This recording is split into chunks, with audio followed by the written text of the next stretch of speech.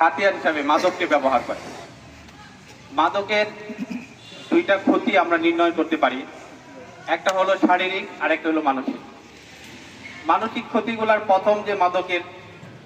প্রথমটা হলো উগ্রতা বেড়ে যায়, দ্বিতীয় হইল আক্রমণাত্মক শরীর গঠন করে, তৃতীয় হইল আল্লাহ পাকের সবচেয়ে বড় নিয়ামত যেটা হলো বিবেক, এই বিবেক ধ্বংস হয়ে যায়, মস্তিষ্ক নষ্ট হয়ে যায়।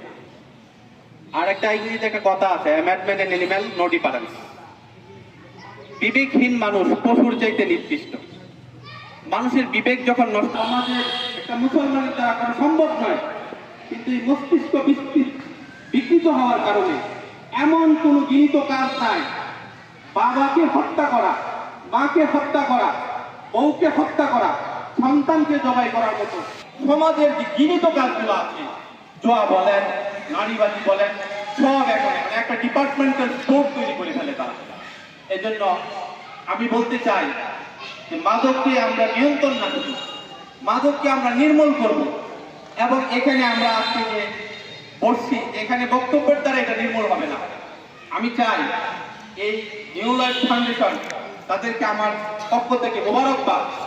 এদের উদ্যোগে এই ইউনিয়নের প্রতিটি মহল্লায়, প্রতিটি মসজিদ মহল্লায় একটা করে কমিটি গঠন করা হবে এবং তাদের বিরুদ্ধে প্রশাসনকে জানানো হবে। প্রশাসনকে সাথে নিয়ে আমরা তাদেরকে নির্মূল করব। যদি প্রশাসন নির্মূল করতে বাধ্য হয়, আমরা তাদেরকে সমাজচ্যুত করব।